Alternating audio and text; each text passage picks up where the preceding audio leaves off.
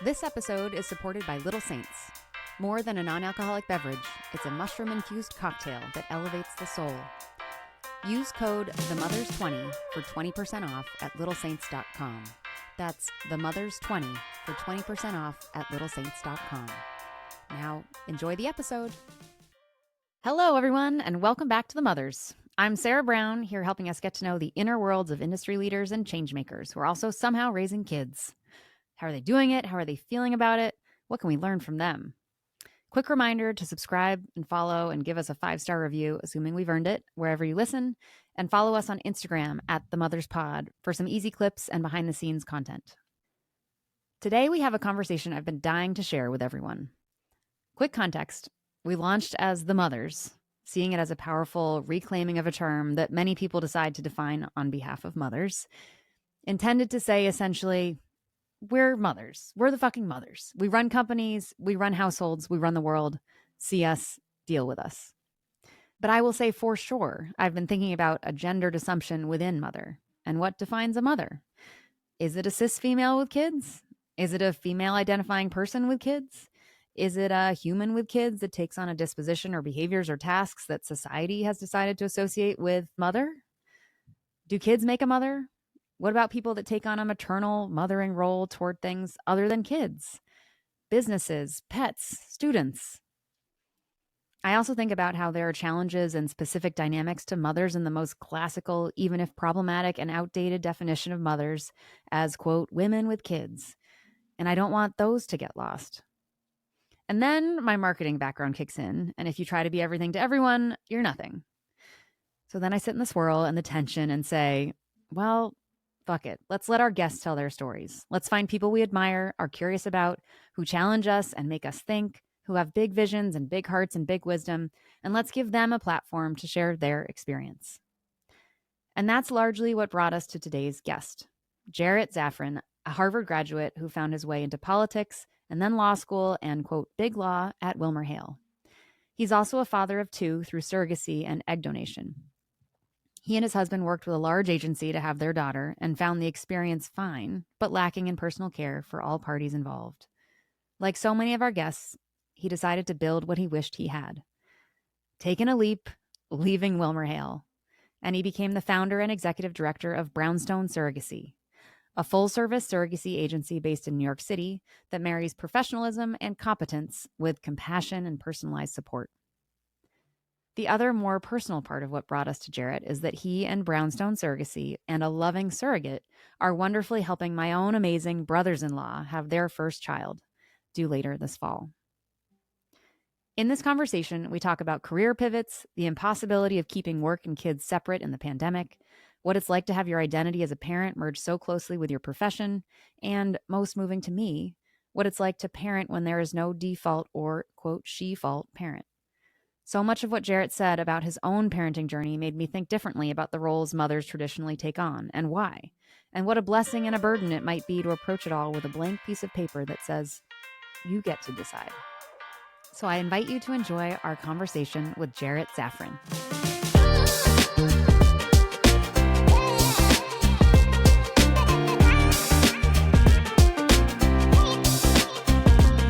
Jarret, thank you for being here. Welcome to all of us. You get to see V now. Hi. Hello, Our V. secret sauce. So nice to meet you. The secret sauce of the mothers. Yeah. I gave you a little bit of the spiel when we talked earlier, Jarret, but premise of this whole thing was like I had left my job, figuring out what I wanted to do next, was in more of the mother caregiver world than I really ever had been before, and saw in a way that I knew of but didn't realize in the same way just how no one really gave enough respect towards these people that are carrying society and the future of society. And then also realizing that I just didn't see a lot of stories about parents from a place of kind of strength. And a lot of the stories, parents, not to say this about you, but like hypothetically, Jarret, you no longer exist. You only exist as a father or you exist as a working professional. There's no story about like the fullness of Jarret. And I was like, there's so many incredible, badass people, even people like us who have a lot more to say if we can live in a less segmented way and kind of integrate these sides of ourselves. And then I am saddled with 3 kids. V had not yet been saddled with a child, but I was thinking desperately about who would possibly do this with me. And I was like, if I can convince V to do this with me, I feel like it might work. And then I came into the picture. Yes. So I don't know if you know this, but I was Sarah and Jason's first nanny for their first son. And I was with them until they had their second daughter. And then I decided to venture out into California and work in corporate America fun. So I was a nanny for a while and then ventured into executive assistant work where I worked alongside many working parents who are juggling like crazy businesses and also their families. And then I kind of fell into motherhood in that I had broken up with my long-term girlfriend, realized I was in love with my best friend, and then we had a kid. And so now I'm like unexpectedly, he's almost 11 months now. He's also currently breastfeeding and usually falls asleep while we chat. But now I get to soak up all these like beautiful, amazing conversations while I wasn't like planned parenthood. So now I get to like learn all these cool, fun things from people. So it's been a real pleasure and honor to like get to do this and share this with Sarah. That's awesome. You're like, oh, that's where they get their name from. Exactly. I know. I said that and then I was like, People. But it's true. Not me, but here we are. No, Yeah. That's more planful than how I had my kids. Yes. I know. I was just going to say surrogacy is ultimate uber planned. Yes. There's no oopsie surrogacy babies. Oh, and I want to hear all about left and right. Yeah. Yeah. And I really, I'm very excited for this conversation for many reasons. But one being that we are, exploring like, what does it mean to be a mother, and how does gender play a role in that or not? And how does gender play a role in parenting or not? And the things, I think we'll get into this, but one of our latest slants is invisible labor, and how I am curious how much gendered norms in a heterosexual couple play into a way that invisible labor shows up. So anyways, there's lots for us to talk about, and including also the role that you play helping others become parents and how you're guiding them on how to, in some ways, not just create a child, but also like kind of how to manage in those, at least the early days. So thank you for being here. My pleasure. Thank you. We are very honored. I'll say that when we're like into the meat of it again. Okay. Also, thank you in a way that you can use on your recording. You've done this before. I appreciate it. Okay, so the way we like to start is getting our guests to share their version of their story and how they arrive at the Jarret of today. We see bios, and I will give you a glowing intro about all that your resume has to offer. But I love hearing about how our guests describe their own story, and then also if there are any through lines that sort of help you understand why you are where you are today. Those are always very interesting to hear about. So if you wouldn't mind kicking it off, that would be lovely. Sure. Do I start at the beginning? Yes. I was born on. Yes. I was born in the 80s. I'm an elder millennial. Yes. I was born in New Jersey and grew up in New Jersey in the suburbs of New York City. My parents had 3 kids, and I am the youngest of the 3. And like classic small town, like less than 5,000 people in my town, 80 kids until high school that all, went to school together. And then went off to college and, found an interest in politics. So that was actually my first sort of professional path. After a weird year teaching at a British boarding school, I worked as a political pollster. And then the sort of natural next step for a lot of people is to law school. And I did not buck that trend and went to law school, became an attorney, and thought that my professional path would be involving some sort of politics, legal role. After clerking for a couple of federal judges and finding myself at a big law firm in litigation, that's where sort of we come into the modern era. And I became both a parent and made a radical left turn in my professional life. But along the way, I did meet my husband. I guess he's a critical piece of this puzzle. Yeah. So we've been together for 12 years and married almost for 8 now. and I live in New York City. And you have 2 kids Yes. now, is that right? I have 2 girls. Naomi is 5, and Annie will be 3 in September. Oh, beautiful names. Yeah, those are. Yeah. So when, how did having kids, you talked about you came into the modern era, and it seems implied that having kids made you maybe not know if Big Law was where it was at for you, but I'm curious, tell me more about that and how you came to that realization and why. Yeah. So 2020 was a crazy year for all of us, obviously. Really like feels like a long time ago. And also yesterday. So my older daughter was born in March of 2020. Wow. And we get back to New York City. And obviously we'll talk a little bit more about surrogacy, but she was born in Cincinnati. We get back to New York City on March 12th. Everything is sort of in that like space where things are starting to shut down, and every day brings new guidance, and we're told not to wear masks, then we're told to wear masks, then Right. schools are shutting, everything's shutting down. We have this newborn. We promptly both get COVID. The Upper West Side where we live is nothing but sirens. Just the streets are dead. I've never seen New York City like that. You know, the true like peak of the just awfulness that was the early days of COVID, especially in a city like New York. And then 3 weeks after my daughter was born, New York State finally legalized gestational surrogacy.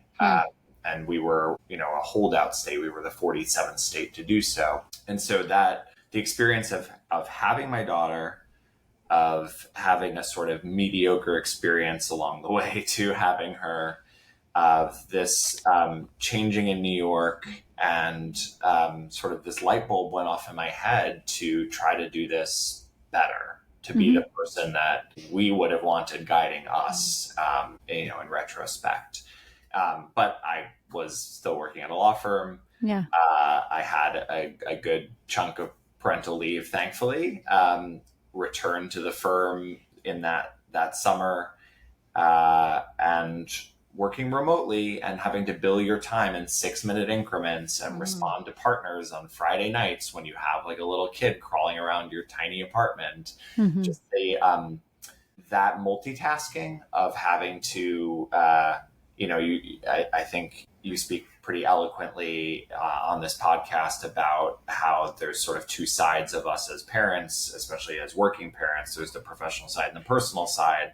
But when you are locked in an apartment and the professional doesn't have boundaries because you're sort of expected to be working essentially all the time, and the personal side also has no boundaries because you have a newborn and there's no support, especially during a global pandemic. There can be no support helping you.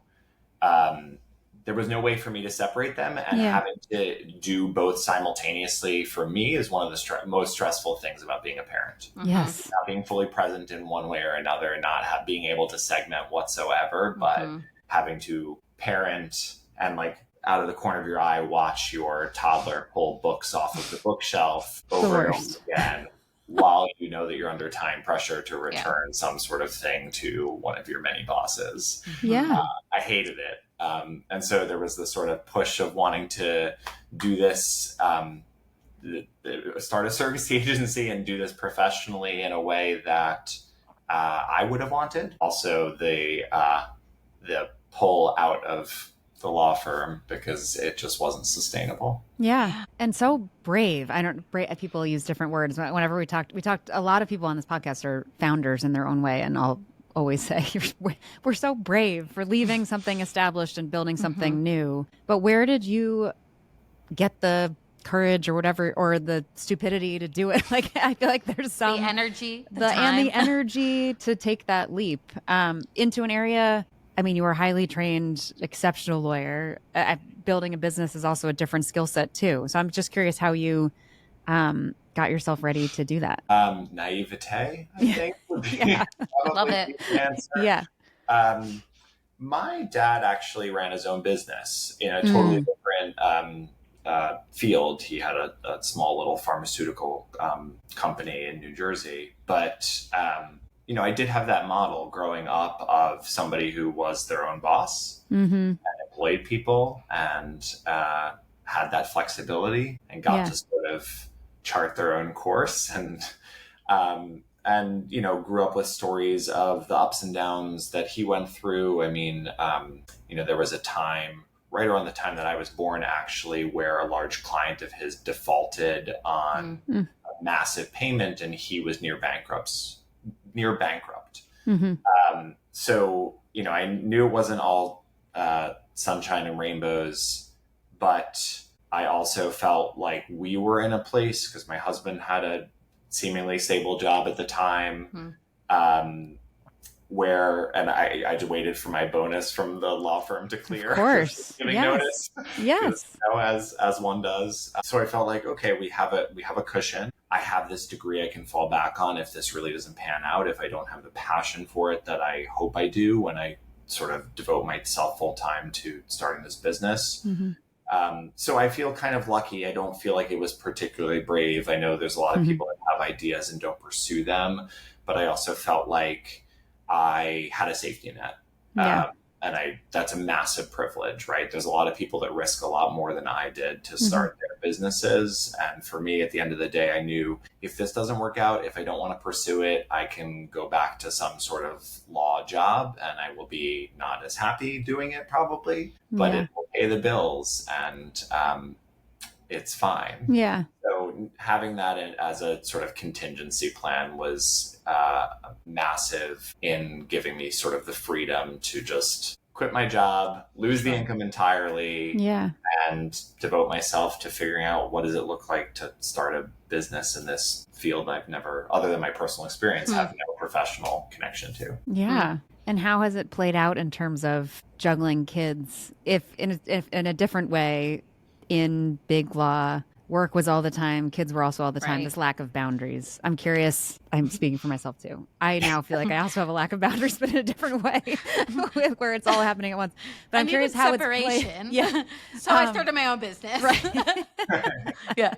So how has that played out for you since? Yeah, it's I feel like it's classic where I have complete control over my time, but it also never ends. Yeah.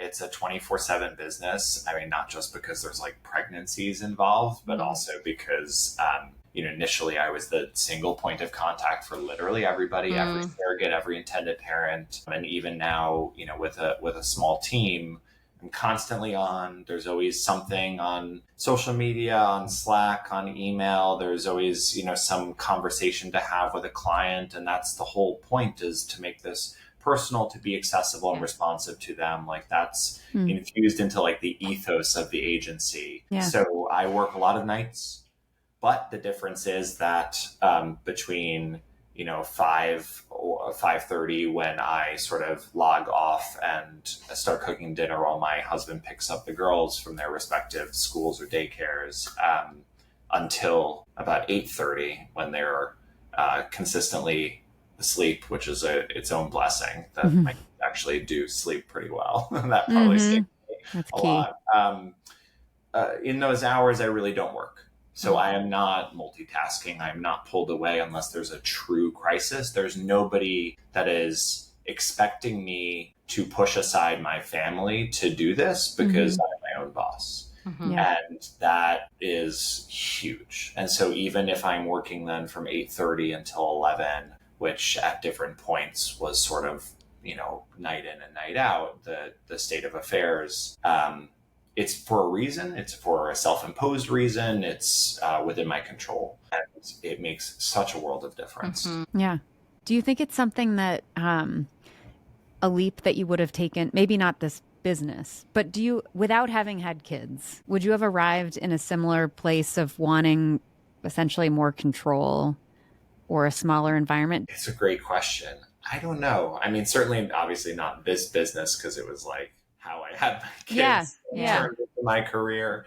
I would have eventually left the law firm, but would it have been for something that was entrepreneurial? I honestly don't know. Yeah.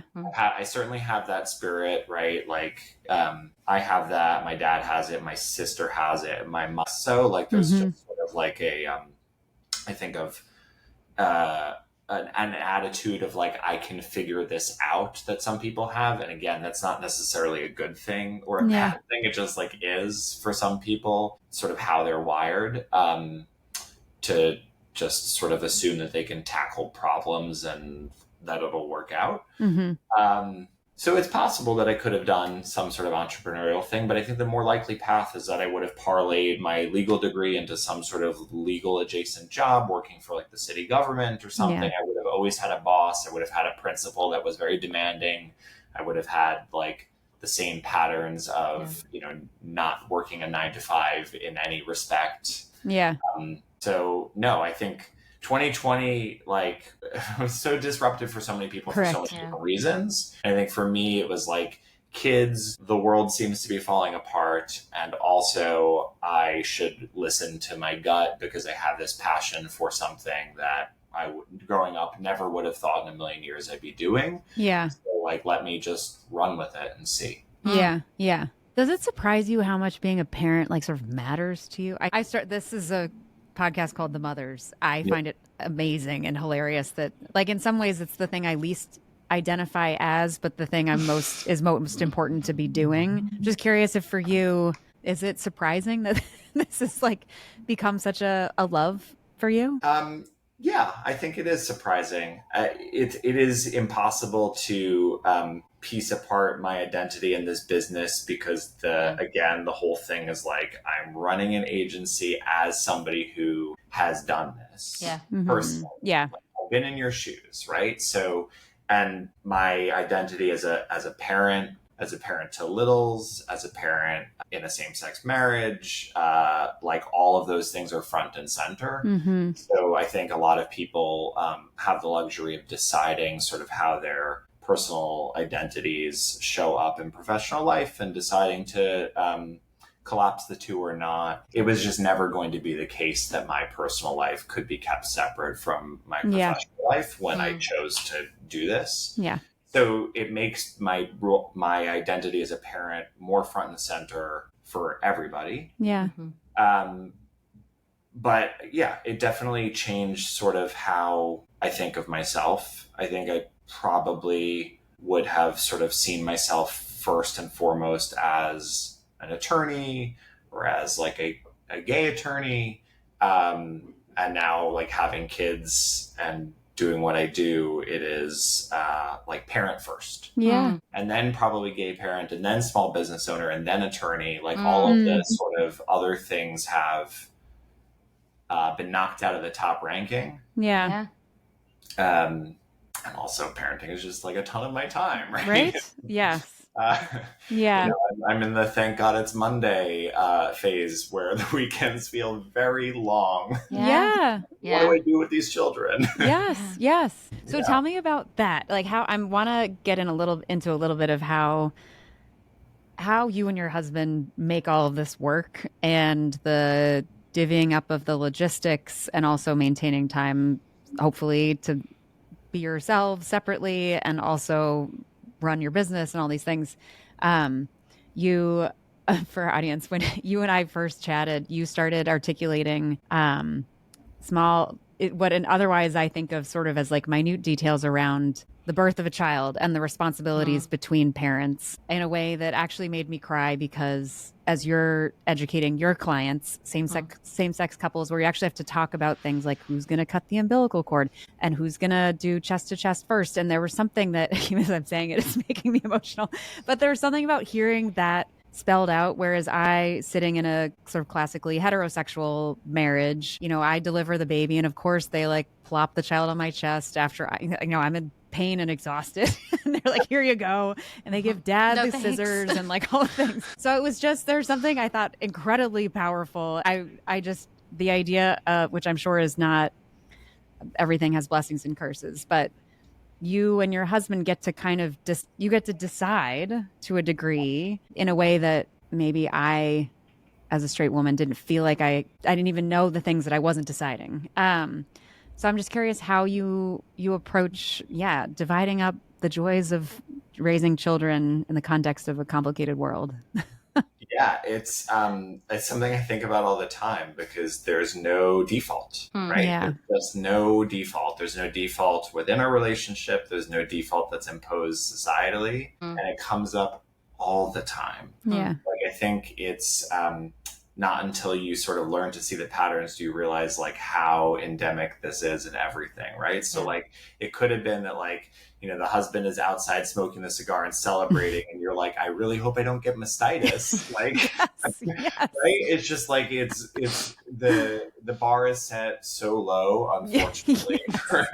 It's set so low for most men in heterosexual couples, and obviously there's been a lot of ink spilled, and people are buying the fair play cards when you know what from like Eve Rodsky or whatnot, and trying to figure out like what does work for them in a more intentional way. But I think for a lot of same-sex couples, not all, but for a lot, because there's no default assumption that the mother is going to be the primary parent when it comes to the massive list of tasks, laundry, buying clothes, buying shoes, keeping track of things, putting labels in, like lunches and snacks for school, and you know every single meal, and you know the sheets on their bed, and when do we transition from a crib to a toddler bed to you know twin size mattress, like I mean parenting is really tough, and there are just endless lists about everything, about like how do we train this kid to sleep, how do we feed this kid, how do we clothe this kid, what are the camp and school decisions, and that cognitive load, you know, research bears this out, usually falls on the mother. And we don't have that, and so I am food daddy and he is laundry daddy. And I did research around the schools, but he does a lot of the day-to-day, and he's responsible for keeping things clean and orderly, and I'm responsible for like household projects or vacations. Like we just and we didn't like sit down and use cards or anything, and obviously there's friction and this isn't perfect, but I think there's a sort of natural questioning of, well, is this going to be a thing that you do, or is this something that I'm going to do? And there are clear lines of division. And I think for us, that works. I think other people, you know, there might be a little bit of more of a give and take depending on like who is particularly busy at a given moment or whatever. But we know what each of us is responsible for. That works for us. And there's certain things that we switch off, like, you know, we have dentist appointments on Friday and I'm taking them this time and he took them last time and whatever.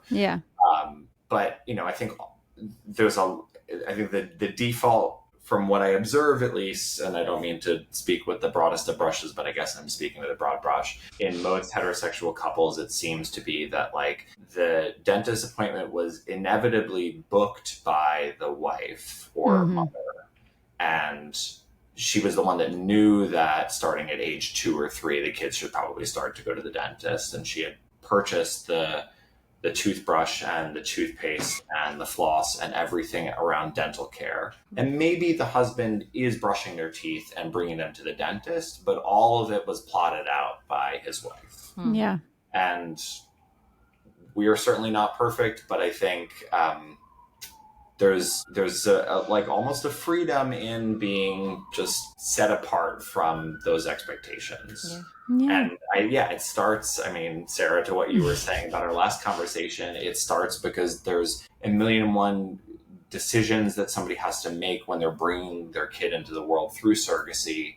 And our role is not to make any of these decisions for them, but to just prod them to thinking about it, right? Like, hey, you know, you're not carrying this pregnancy, but you need to know that you're going to need a pediatrician lined up. Sometimes pediatricians aren't accepting new patients, and you should call them in advance and make sure they accept your insurance. And, you know, are you going to camp out near your surrogate's hospital in advance, or are you going to wait for the frantic phone call? And do you have your to-go bag packed?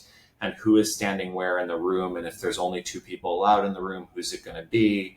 And who's doing skin to skin first? And are you okay with vitamin K and erythromycin eye ointment? And it's just a ton of planning. Because, you know, I think for men, even when the pregnancy is like living with them and they're there, they're not sort of forced to think through a lot of these things. And it's even more sort of surreal and abstract when she may be halfway across the country from you. And you're like, intellectually, I know I'm about to have a kid, but I am not reminded by that every day in a way that makes me actually plan for this. So I have to step in and make sure that people are planning, and hopefully that sets them off on a course of like planning how we feed this kid and how we diaper this kid and what gear we need. And everybody knows to get like a stroller and a bassinet, but like go deeper. Totally.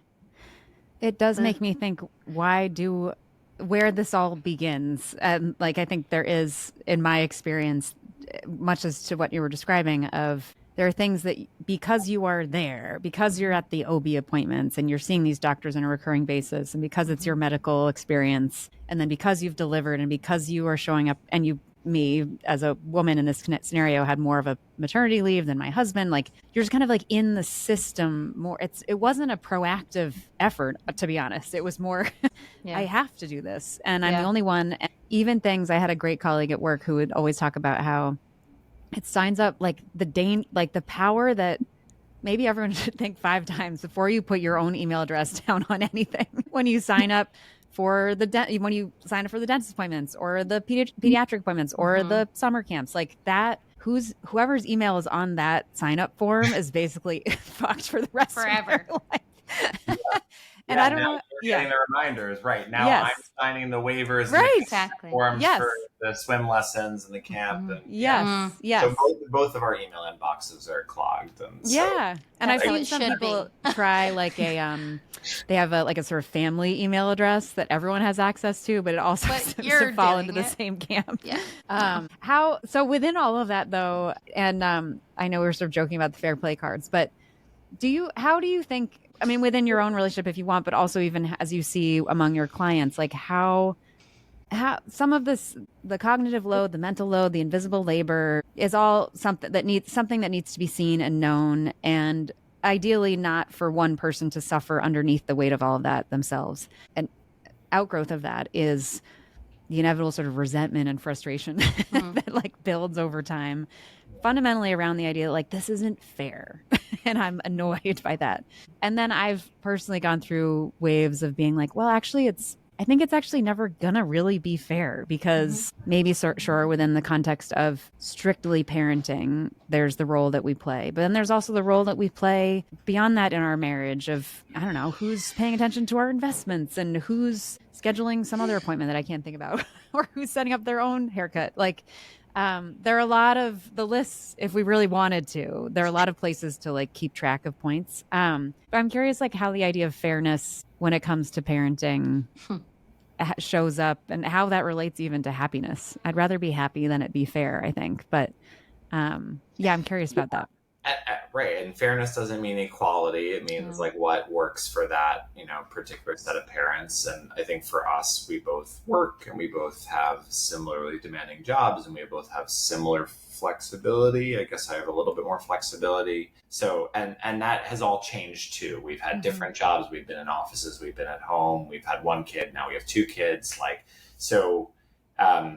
I think you're right that ultimately it's about what works, and what works is hopefully what leads to happiness. And it's not always a breeze having little kids just generally. And like these, I'm told it gets a little bit better over time as the kids get a little older. Yeah. And maybe not when they're in middle school, but harder in a different way. Right.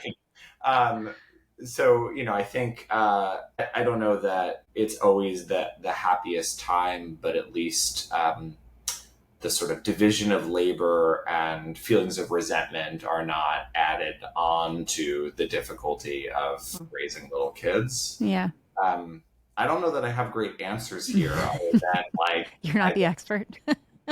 I keep looking for an expert. There are a lot of people that say they are, but I think they just say catchy things on the internet.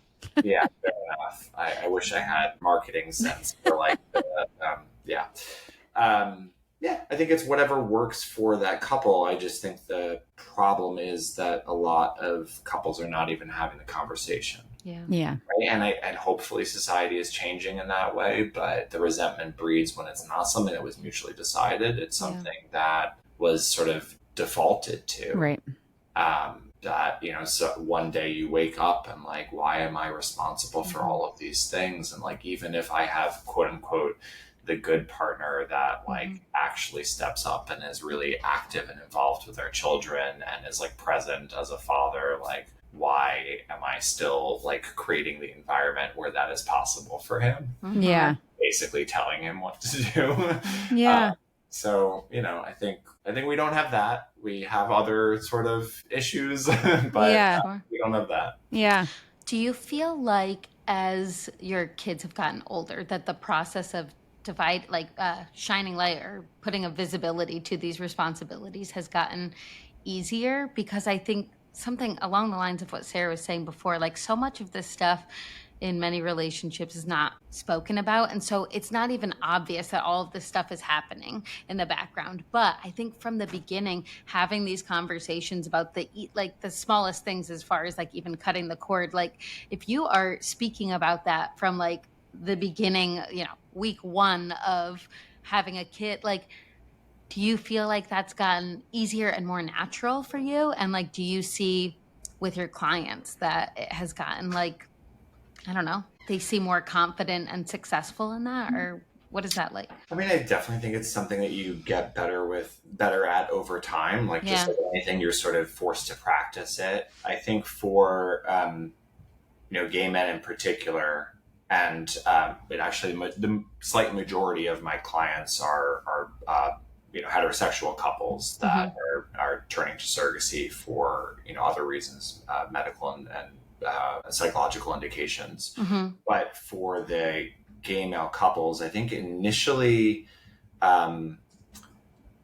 you're sort of put at a disadvantage in that society is sort of built again on this assumption that it is the moms that are doing the work. And so like when there are communities of new moms or mommy and me, or you go to a class, like it's moms, or if somebody's looking for like parent friends, it's really mom friends, and they're the ones doing the stroller meetups in the park. And part of this is also that women are better at social connection typically. Right. So if you among your couple have divided things in a way that feels equitable, initially, you're not even attuned to sort of what the things are that you need to be dividing. And I think there's an additional there's just an extra step of knowing like what is out there, what should I be thinking of, what gear do I need, whereas usually, especially if you've been the one carrying the child and you have like friends that are at a similar stage or have also been pregnant, like you already start during pregnancy swapping notes, sharing resources, and like forwarding the Google Sheet and all of the things that you've developed. And that continues into nannies and daycare and pediatricians and decisions on, clothing and where to buy onesies and whatever. Yeah. So I think that naturally follows, and part of it is a burden that these resources are going to the women, and then they're expected to sort of be the ones that know the things and make the decisions, and that's not happening for usually same-sex male couples.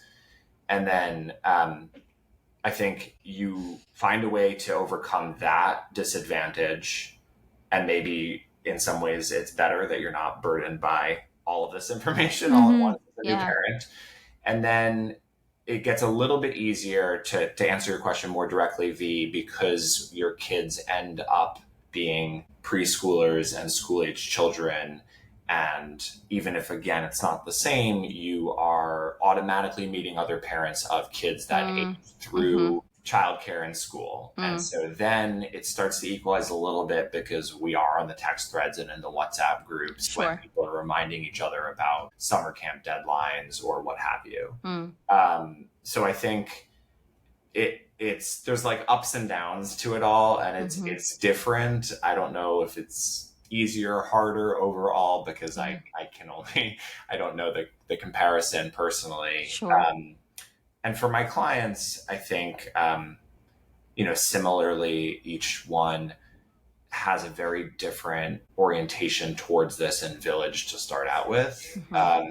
Sometimes there's a single mother by choice that knows that I'm going to need to move near my family, and I've already had conversations with my family about how they're going to help me, or a single father by choice, with the same sort of thing about like, well, do I have parental support? Do I have a group of friends? Like, how am I going to continue to live my life as a single parent? And then I think, for the same-sex male couples, usually they have at least some friends that have done this before them.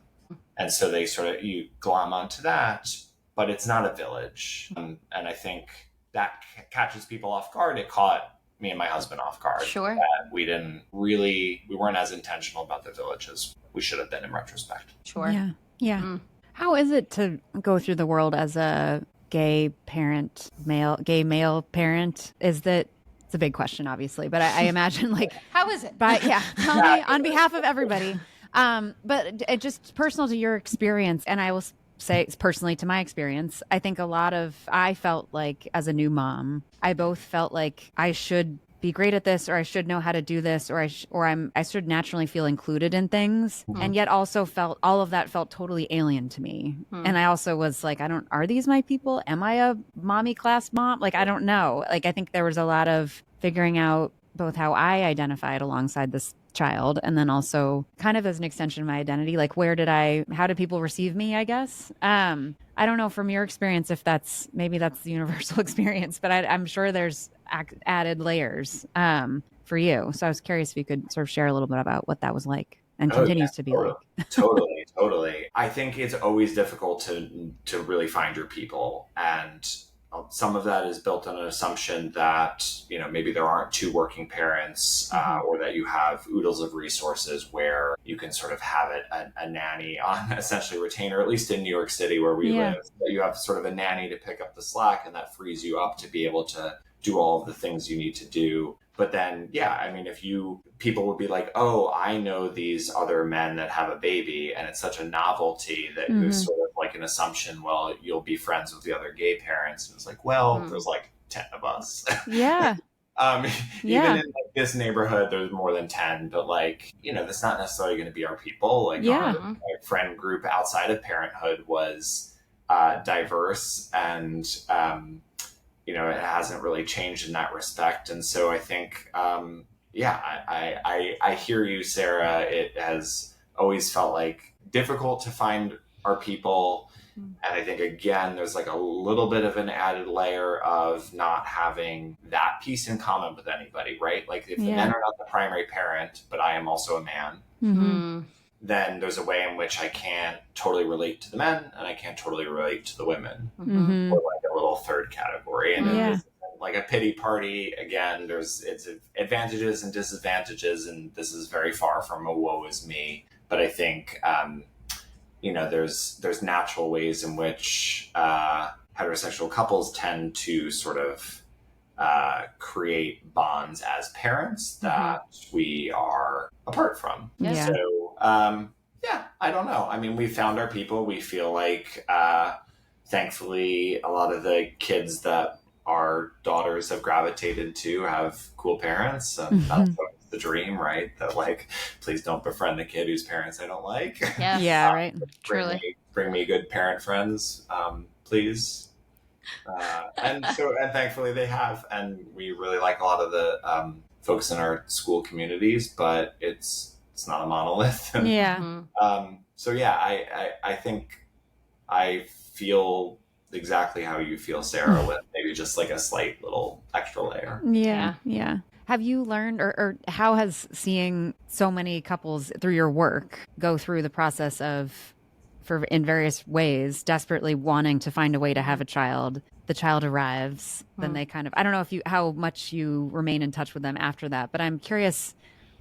I'm finding with this podcast, I'm inundated obviously with a lot of parenting information, and it's making me sometimes be in my head a little bit more than I was before about my life choices in the context of children. But I'm curious what you've learned, if there's anything thematically among having seen so many through this process, and how it might show up in the way that you approach your role as parent. There are some lessons. I mean, there's always I think for anybody who brings their kid into the world with help, right? And that's, even if it's just like, I went to the doctor and had an IUI and it took, and like I had a relatively straightforward fertility journey. Or I did IVF, but I did ultimately, it's my gametes and I carried the pregnancy, or it's this extra layer that I deal with, which is, I needed to find a sperm donor or an egg donor or both, or donor embryos, and I needed to be a fertility patient, and I needed to find a gestational carrier to carry this pregnancy. There's this expectation of gratitude, right? Which is genuinely felt. Like I am so grateful to the 3 different women that helped me have my daughters, to our egg donor and to the 2 surrogates that carried them. And I'm grateful that I had the resources to be able to do this, that I had the sort of like wherewithal, capacity, the will to push forward, like everything. Yeah. I'm so grateful for these children. And yet, right, just like every parent, like, I love my kids, right. but yeah. And so I think I have to sometimes, each set of intended parents is going to be different in that regard as well, about the sort of anxieties that they bring into this process, the gratitude they feel versus the, I wish that this weren't how I was having my kids, right? Sort of duality of like, oh my God, thank God this is available to me. But also I really wouldn't wish this on my worst enemy kind of feeling about like being disconnected and having to trust somebody else to carry your child.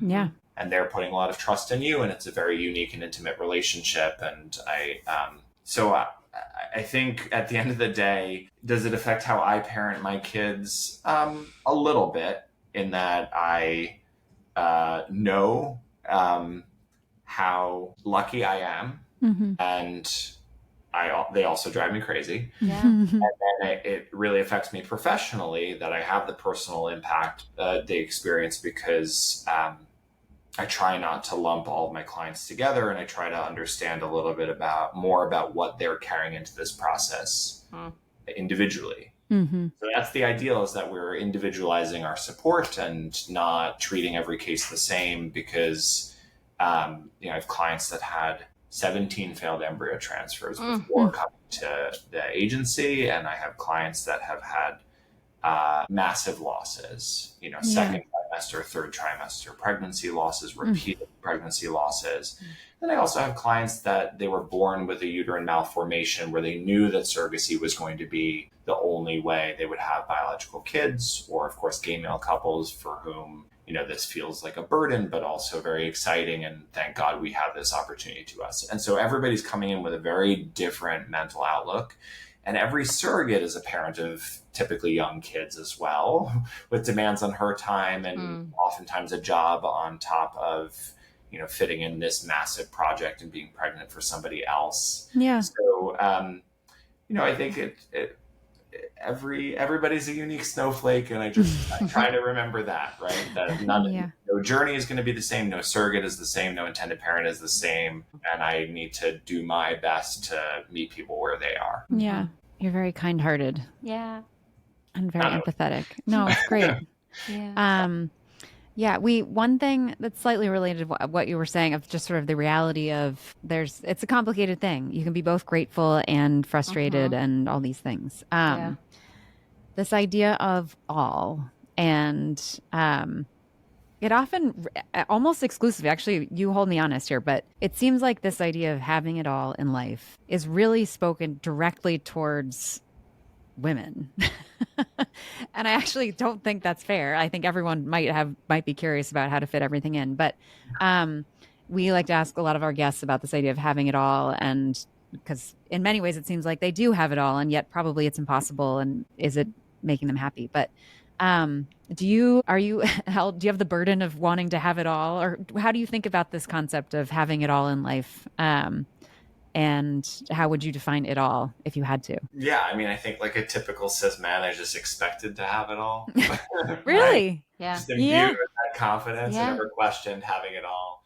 No, it's a total gendered thing. I mean, the fact that we're still asking like female elected officials about how they're still there for their kids, and like literally a man never gets asked about whether they're still present for their family in any way. Right. Like voting on the Senate floor. I mean, it's crazy that we're in 2025 and all the questions about like how do you do it are directed to the female CEOs and the female elected officials. Yeah.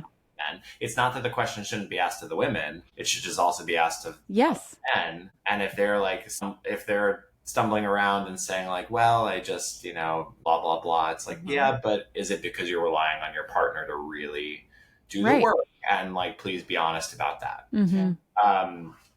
So I think I have it all. It's difficult. I think you just adjust your expectations to knowing that like it all is not 100% commitment to either side or 100% perfection. Like, certainly not a perfect parent, and there's a lot of ways in which I could be pushing my business forward or doing more that I just don't, and I have to accept good enough. But I think there were a lot of times in my career where, or even as a student, where I was able to accept good enough and avoid falling into the perfection trap. Yeah.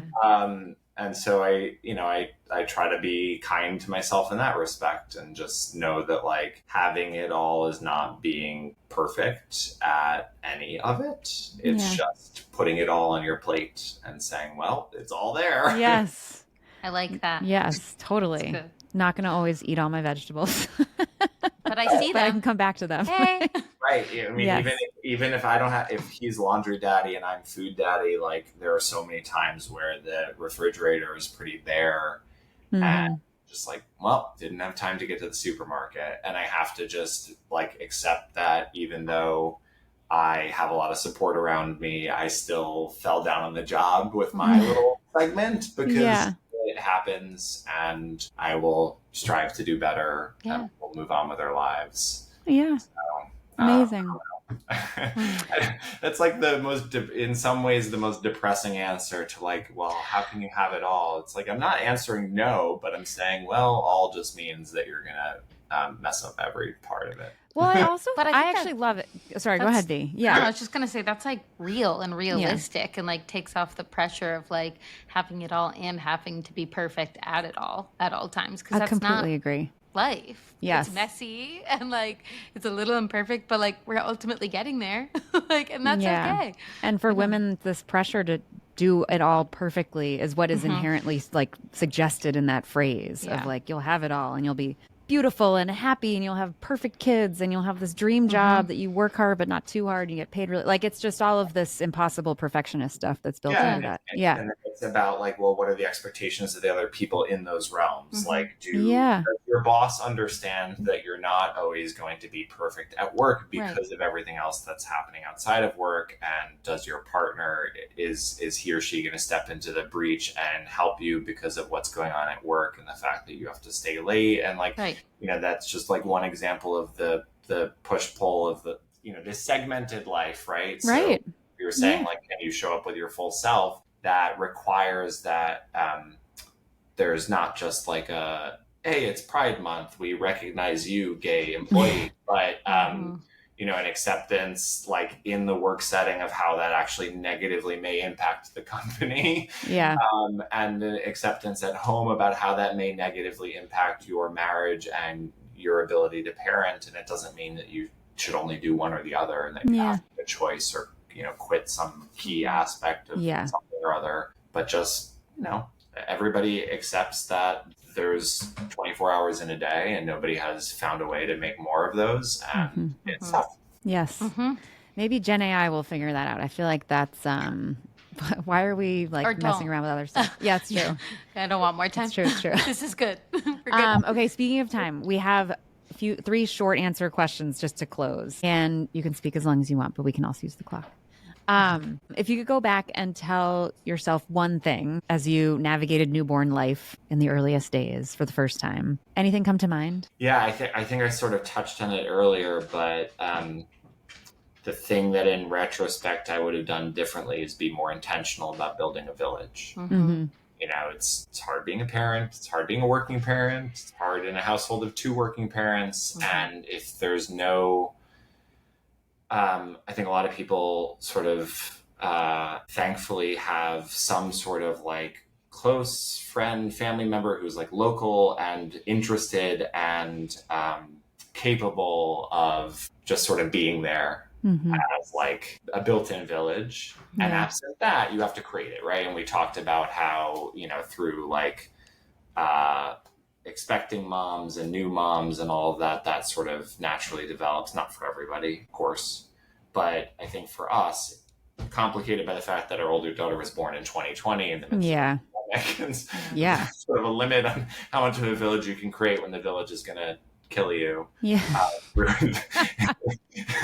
through transmitting infectious diseases. But I would have like basically sat down and been like, who is in our life, and have conversations with them in advance. Like, are you actually, and this is not on you. I've made the decision to have kids, and I'm not expecting you to be my village, but are you interested in being my village? Are you capable of it? Like, because if not, I need to create this down the road so that I can actually get away from said children occasionally. Yes, totally. That's so beautiful to think about that and intentionally, like, I don't know, who you're choosing to surround yourself. Yeah, I mean, there's people that like will move to the same little town or like basically live in a sort of more communal way, and that's not our vibe. And we live in New York and not San Francisco, but I'm jealous a little bit of that. Of like, hey, everybody, and this is part of the reason people also like move to certain suburbs, is they know that everybody's moving there at like the same time in their kids' lives, and like, so that the block will have the kids playing street hockey and does anyone rollerblade anymore? The kids are gonna like run into each other's houses, right? That's the idyllic version of this. Of like, I live in a New York City apartment building, and that's fine. That's a choice we made. But like, there's other ways to like create a village, and I don't think we were as intentional about it as. So I don't know if that's newborn life. Yeah. Well, that answered our other question is like one thing or a theme of things that would have made it easier along the journey. I'm guessing having a village may have answered the question. Although too, the other thing we talked about, like our journey is not just getting pregnant, having a kid, and then figuring out parenthood. It's like, well, how do I have a kid? So like the journey for somebody that needs third-party assistance in building their family starts like years before this kid even arrives. And that process sucks for a lot of people, right? Yeah. That was the point in starting this agency, was that the journey to the child to also be better, obviously better, but for there to be somebody who would actually sort of like slow everybody down and make them think through their decisions. Right. So like for a surrogate, like there are agencies that'll be like, okay, we'll collect your medical records and off you go. And for us, my co-director and I sit down with every surrogate for an hour, and we're just like, here are the risks. Here's what you're getting into. Like, let's make sure you're going into this with eyes wide open about not just how beautiful it can be, but also how this can be difficult, and you're oftentimes taking daily injections, and you have 1,000,001 appointments, and you're going to have to fly to a fertility clinic, and just like, let's talk through the logistics and everything that you're doing and how this will affect your partner and your kids. And then for the parent side of things, like if somebody needs a sperm donor or egg donor, it's not just where do you find this egg donor, it's like, how do you select somebody who's going to contribute half of your children's genetics, and how are you going to make sure you get medical updates from that person, and how are you going to make sure that they're open if your kid 5, 10, 15, 25 years down the line wants to contact them? How are they going to receive that? What information about them do you have to provide to your kids? Like, how do you raise a donor conceived human? And same thing with your surrogate. Like, how do we tell this story? So there's like points way before there's even a pregnancy where they're making decisions about the way they bring this kid into the world that have implications, have ethical implications, have implications for them, for their children. So I am like sanding the gears to actually slow down the process a lot of times and make sure that people have thought through it all. Yes. And that's what I wish that we had had a little bit more. Yeah. I don't think there was anybody that really sat my husband and I down and were like, here are the implications of your decisions, and please have them in mind as you go through this series of steps. Yeah. I'm so glad you're doing this work. Because I mean, it's something I thankfully didn't need extra third-party support somehow.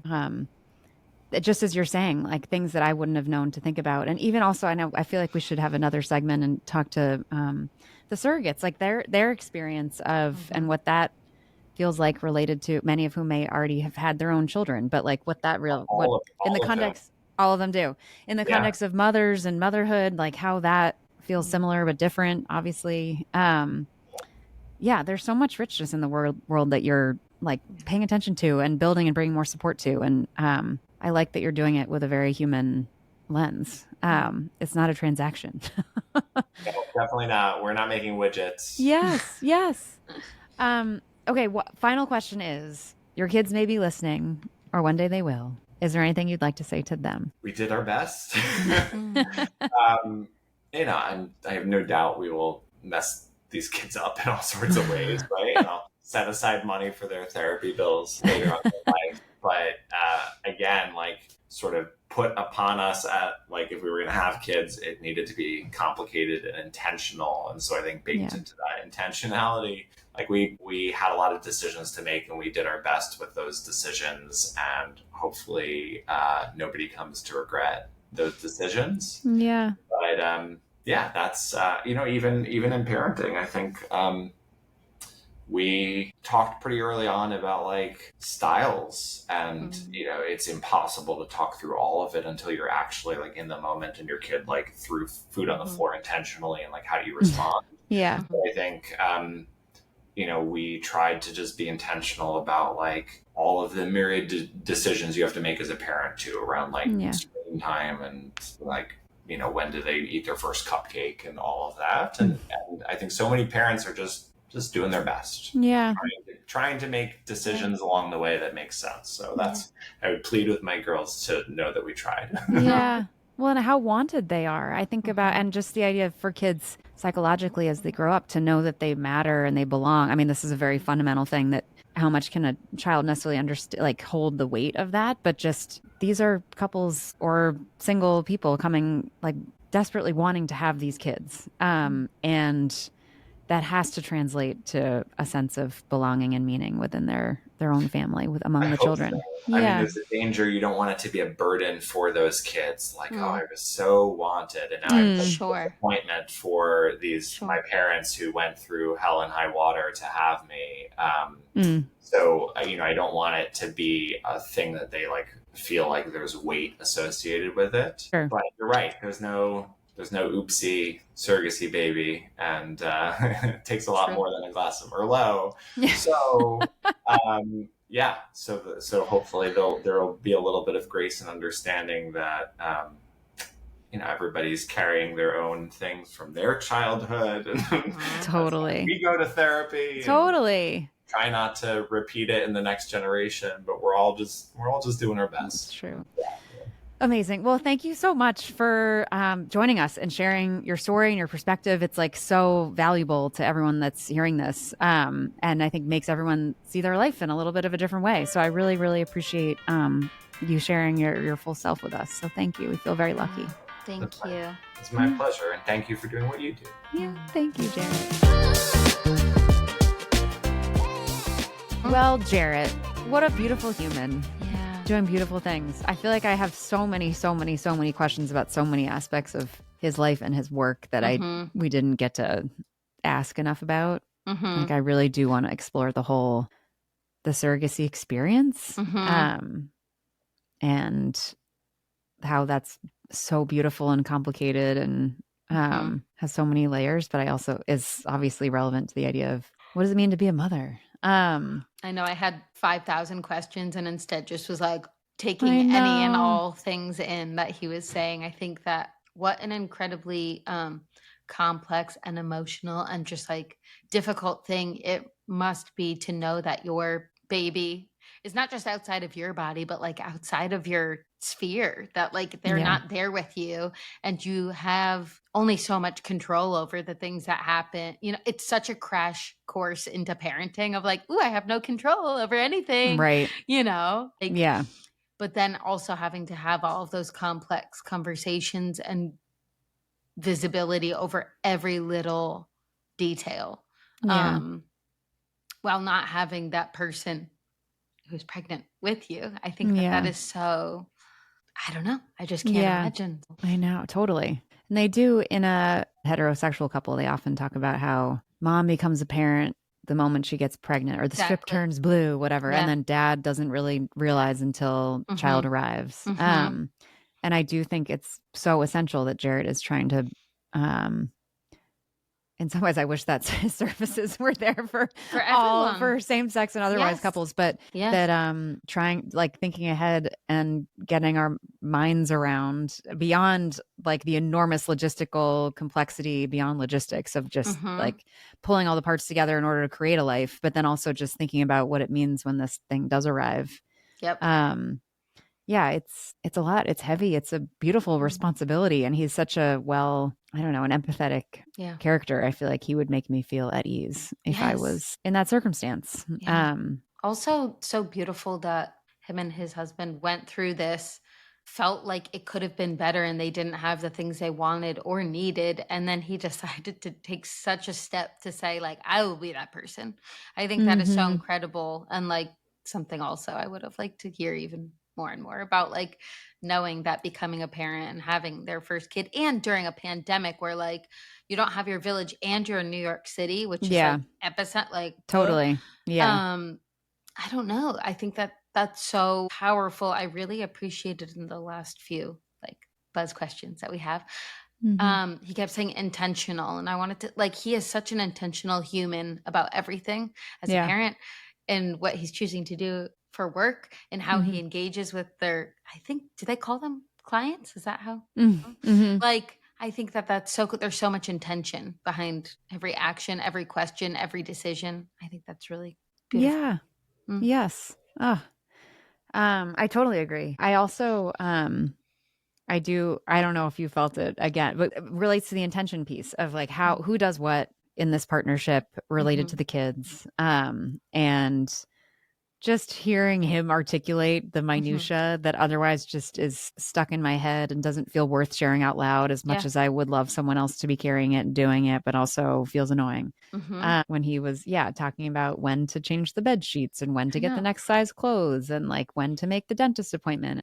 And I said it in the interview, but like, I was like, when did I don't know that you're supposed to get it. I don't know the 100%. cadence of Yep. dentistry. Like, I don't know any of this, but I was at the last appointment. So now I'm going to hear about the one that comes next. And it sort of just piles on of like, it's hard to kind of get out of it.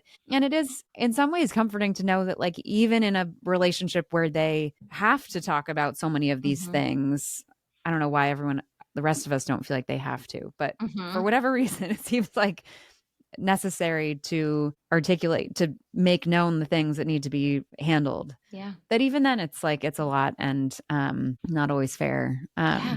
I know. Yeah. When he was saying all of those things, I was like, I don't even think about that. You just do it Right. because it's like, Exactly. Yeah. or like, oh, they can't have honey until they're one, or these like little things. And it's like, well, of course you know that and you do that and you Yeah. practice these things, but you just don't think about it. And Yeah. so that's what I think is so like incredible to be so forward about these conversations and asking these questions. Who's doing skin to skin first? Who's Right. doing this? Who found the pediatrician? It's like, well, Mm-hmm. even when you have the best partner, it is still such a default parent mode, you know? And he Yeah. said there is no default. And I was like, Yeah. oh, yeah. Yeah.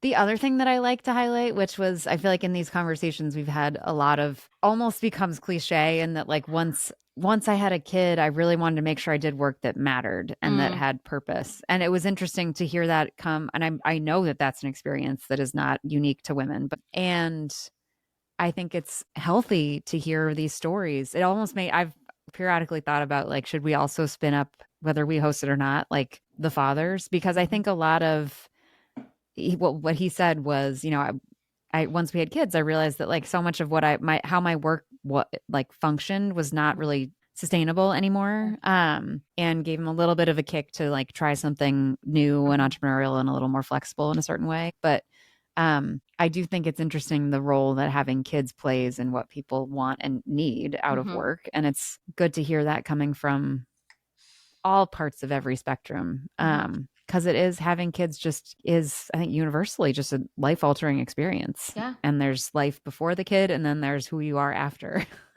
And that 100%. affects a lot of things, including what you want out of work. And so it was good to hear him say that. Yes. Um, My partner and I had that conversation this weekend of like, if I am choosing to spend time, not choosing, because sometimes you just have to, he has to work, but like, if I'm choosing to be away from my family, then like, what am I doing that's impactful and feels good and gives back to my community Right. and us and fuels my fire? Because Yeah. like, I'd rather just be home with the family. Right. So Totally. like, but it is so good to hear that and be reminded of that, like that so much of it is rooted in like, the system is just so fucked. Yeah. So just because they have to doesn't mean that they want to sometimes. Yeah. Yes, totally. It's just what's expected. I know. And on that point, like the having it all idea, which it was just helpful to, as I was asking the question, I was like, man, we're only asking women this question. And yeah, and I think he was half joking, but within every joke is truth. He's like, I just assumed I would have it all. So like, why am I worried about having it all?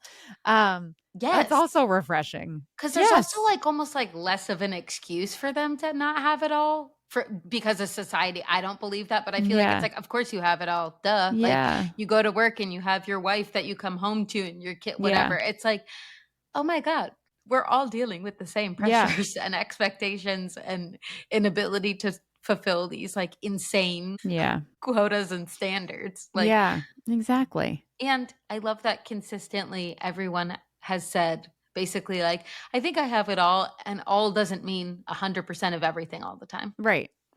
Exactly. Doesn't mean I'm getting all A's everywhere. Doesn't mean I have all the money I've ever wanted. Doesn't mean I can travel at will. Like it doesn't. Right. So that means that we're all doing it right because no one has figured out how to do everything perfect all the time, 100% of the time. Yes. Take ownership of all. I totally agree. Wow. Okay. Jarret, thank you so much for coming on. That was really, really meaningful. We need like 5 more episodes though. I know. think I just like zoned we were out just absorbing. listening. There's so much to absorb. Yeah. Okay, a quick moment of joy. And I was almost going to say, I think my joy this week was talking to Jarret. It was just like so nice to hear a different perspective on this whole thing. And it kind of like made the idea new to me again. Where's your joyfulness these days? My joy is, so this week / I don't even know how long he's going to stay here, which is fun. One of our like really best friends who used to live with us in California and then also moved back to the East Coast around similar time is hanging out with us right now. And it's just been so lovely to have someone else in the home during the day so I'm not so lonely. Oh, yay. And just like having another energy in the house is just nice. It feels good. So that's my joy, is like getting to spend time with friends that we care about that I haven't seen in a long time. Yeah. So it's nice. Yeah. Oh, that sounds so, yes. Everyone wants the village and the community and connection. Ugh. Feels Get good. Off the screens. Also to be around a friend that you can just have like, not even talking to him, just having him in the house feels good, where it's like low stakes, low pressure. It's like, we don't need to have like a crazy conversation all day, every day. It's just knowing that you're there in the other room. That feels good. So, I get that. Totally. Yeah, just the that's presence. my joy. Yes. Oh, good friend. All right. Well, go enjoy your friend that you don't have to host. Those are the best kinds. Look who just woke up in perfect timing. He's perfect. Nice. All right, V. All right, I love you so much. you. Talk to you soon. Okay, bye. Bye.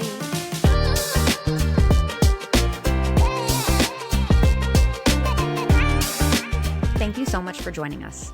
Please remember to like and subscribe so you don't miss an episode and we can reach even more rock stars like you.